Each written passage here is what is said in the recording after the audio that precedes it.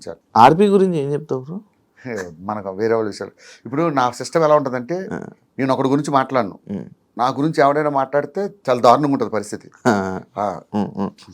అందుకని ఎవరి అభిప్రాయం వాళ్ళది, ప్రతి ఒక్కరిని గౌరవించాలి. ఇప్పుడు చంటి అన్న ఉన్నాడు, చంటి ఒకలా మాట్లాడతాడు, అది ఆయన అభిప్రాయం, నా అభిప్రాయం నాది. సో అసలు వేరే వాళ్ళ గురించి మనం మాట్లాడాలి. జబర్దస్త్ స్టార్టింగ్ అప్పటి నుంచి అంటే ఎప్పుడైతే మీరు ఉన్నారో స్టిల్ జబర్దస్త్లో ఉండిపోయారు. అవును, ఉన్న ఏకైక వ్యక్తి మీరే. నేనే. అంటే ఏంటి బయటికి వస్తే మళ్ళీ కష్టమనా లేకపోతే ఏంటా అనేది నాకు అంటే ఎగ్జాంపుల్ చెప్తా. లైఫ్లో నువ్వు ఎన్ని స్ట్రగుల్స్ పడ్డావో నాతో పాటు నాకు తెలుసు. నీకు ఒక షో ద్వారా మంచి పేరు వచ్చింది, ఆ షోని ఎప్పుడైనా జీవితంలో మర్చిపోతావా? ఇప్పుడు నేనంటే ఎవరికో జనాలు తెలియదు, అలాంటి నన్ను నాకంటూ ఒక గుర్తింపు ఇచ్చింది కాబట్టే ఈ రోజుకి జబర్దస్త్ను విడిచిపెట్టకుండా ఉన్నా. డబ్బుల గురించి కాదు, ఇదే డబ్బులు బయటకు వెళ్తే బోల్ని సంపాదిస్తా. నాకేంటి ఎప్పుడు అరే ఇంతమందికి అన్నం పెట్టిన షో, ఇంత లైఫ్ ఇచ్చిన షో, దానికోసం ఏదో కష్టపడాలి అంతే, అంతకుమించే లేదు. ఓకే, అంటే చాలామంది ఇదే ఇందులో బయటికి వెళ్ళిపోయి సినిమాలు అని చెప్పి కానీ లేకపోతే మళ్ళీ బయటికి వెళ్ళిపోవడం మళ్ళీ జబర్దస్త్కి రావడం. ఒక చిన్న విషయం చెప్తా. ఒకటి పెళ్ళం లేచిపోయింది, ఎవడో కనిపించి అడిగాడు, ఏంటి సార్ మీ ఆవిడ ఏమైందంటే, లేదండి చిన్న గొడవ వచ్చి నేనే వదిలేసాను అంటాడు. మా ఆవిడ లేచిపోయింది అంటాడు. గొడవ లేచిపోయింది, ఇది కామన్. ఒక సంస్థ వాళ్ళ అవసరం ఉంటే ఉంచుకుంటుంది, వాళ్ళు దే ఆర్ డూయింగ్ బిజినెస్ ఉంచుకుంటుంది. కొంతమంది తీసేస్తుంది, నన్నైనా సరే నా అవసరం అయిపోతే నన్ను తీసేస్తారు. ఇవి మన దగ్గర స్టఫ్ అయిపోయింది వీడి చేయలేదంటే పక్కన పెడతారు. బయటికి వెళ్ళి నేనేం చెప్తాను, యాక్చువల్గా నేను చాలా బిజీ అయిపోయానండి సినిమాల్లో అంటాను. అలానే అందరినీ అనట్లేదు, కొంతమంది సినిమాల్లో బిజీగా ఉంటారు. మరి ఆది ఎంత బిజీ, మరి చేయట్లేదు ఇప్పటికీ, మరి ఆయన ఎందుకు అడగట్లేదు? అది ఎంత బిజీగా ఉంటారు, చాలా బిజీ, మొత్తం చాలా సినిమాల్లో కనబడుతుంటాడు. అయినా సరే శ్రీదేవి డ్రామా కంపెనీ చేస్తాడు, డీ చేస్తాడు. బుల్లెట్ భాస్కర్ అంటే మామూలుగా చాలా మంచి క్యారెక్టర్ ఉన్న మనిషి, చాలా మంచి వ్యక్తి, ఎవరి దగ్గరికి వెళ్ళినా మరి అంత మంచివాడిని మన అందరం ఎదవలమే.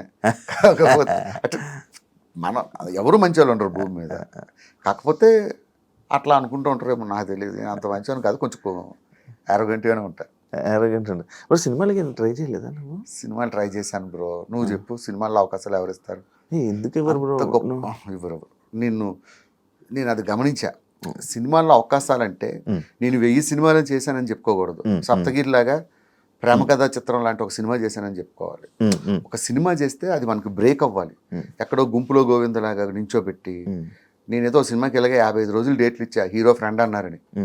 సినిమా అంతా చూస్తే ఒక డైలాగ్ ఇచ్చారు, ఆ 55 రోజులు ఏం చేశారనుకున్నారు? సెట్కి వెళ్ళి భోజనం చేసి పడుకోవడం, సాయంత్రం లేకడం, ఇదే పని. అంత గుర్తింపు వచ్చే క్యారెక్టర్లు నాకు రాలేదు.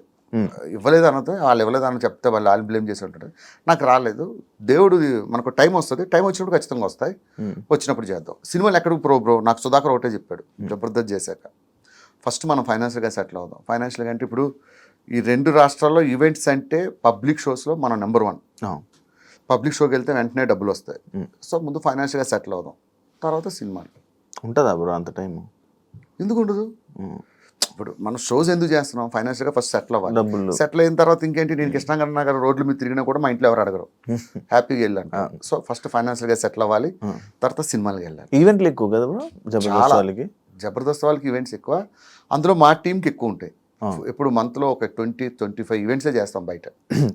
యాక్చువల్లీ ఇందాక మీ మంచితనం గురించి అడిగిన క్వశ్చన్కి బ్రేక్ ఇవ్వడం జరిగింది కదా, అది ఏంటంటే చాలామందికి లైఫ్ ఇచ్చారు, అమ్మాయిలకు కూడా లైఫ్ ఇచ్చారు, కానీ భాస్కర్ మీద ఎందుకు సెటర్లు వేసుకుంటాడు? ఇప్పుడు ఎట్ట అయిపోయిందంటే మన తెలుగులో చాలా వర్స్ట్ సిచ్యువేషన్.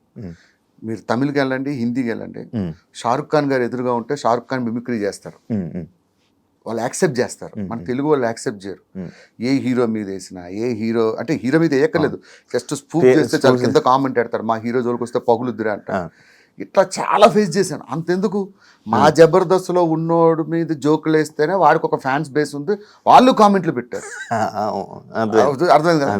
నాకు అనిపించింది ఎవడి మీద వేసుకోకపోతే ఏం చేస్తాం, చివరికి నా మీద నేనే వేసుకుంటా. ఇది ఒకటి ఉంది కదా 4 ఫ్యామిలీలు 3 పెళ్ళిళ్ళు, ఆ డైలాగ్ మంచిదేగా. కానీ ఇంట్లో ఇప్పుడు ఇంట్లో వాళ్ళకి అది నిజమని తెలిస్తే ఇంట్లో గొడవ ఆడతారు, ఇంట్లో వాళ్ళకి అది కామెడీ అని తెలుసు కాబట్టి కామెడీగానే తీసుకుంటారు. ఫీల్ అవరా? ఎందుకు ఫీల్ అవుతారు? అసలు టీవీలో చూడరు ఫస్ట్. జబర్దస్త్ కూడా చూడరా? జబర్దస్త్ చూస్తారు కానీ కొంచెం తక్కువ. అంటే ఈ వీటిని ఎక్కువ ఫాలో అవ్వరు. మనం చూడడమే ఎక్కువ, మళ్ళీ టీవీ చూడడం, టీవీలో నిన్ను చూడాలంటారు, అదో పెద్ద బాధ. మరి మీ ఫ్యామిలీని ఎందుకు బ్రో బయటకు తీసుకురావు నార్మల్గా? ఎప్పుడు పెట్టావు స్క్రీన్ మీద కానీ? మనకి బయటికి వెళ్తుంటే అందరూ గుర్తుపడుతుంటారు బ్రో, బుల్లెట్ భాస్కర్. ఇప్పుడు మా వైఫ్ ఉన్నారు, తను రోజు బస్సులో జర్నీ చేసుకుని, మా పిల్లలు ఉన్నారు, వాళ్ళు బస్సులో జర్నీ చేసుకుని స్కూల్లో చదువుకుంటున్నారు ఎగ్జాంపుల్.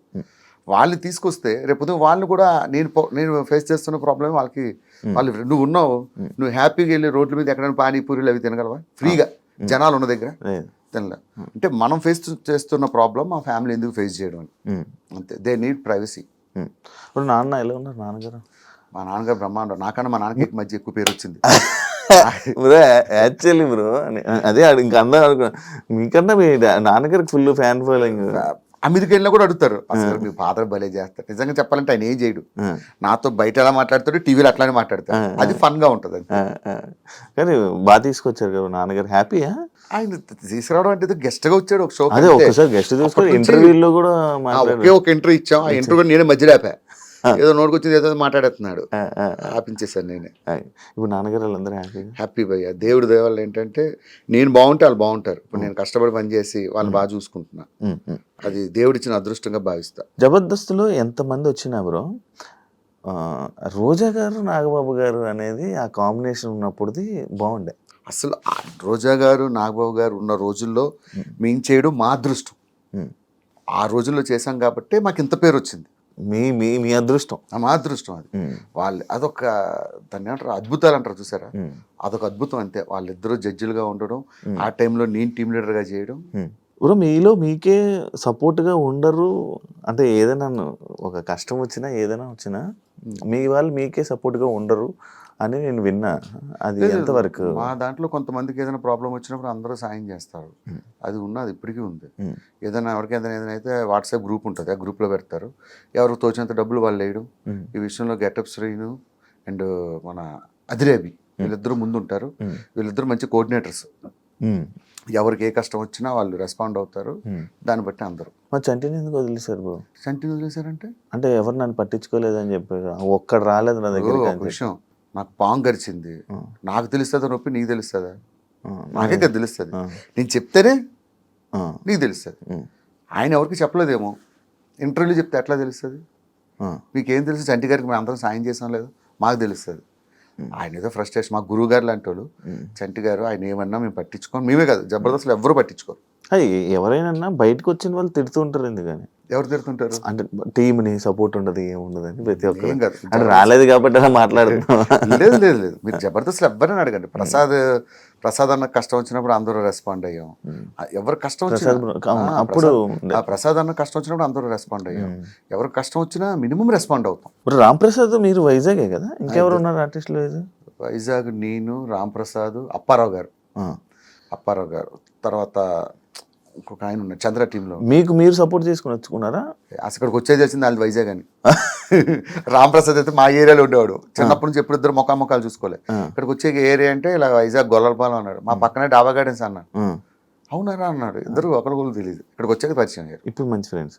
కానీ ఇప్పుడు ఆర్టిస్టులు ఎవరు ఏం చెప్పరు, ఆర్టిస్టులు అంతే, అదొక కులం, అదో మతం. ఎందుకు ఇప్పుడు బయటికి రావు నువ్వు? నార్మల్గా తిరగవు అంటే నేను ఎప్పుడు చూడలేదు.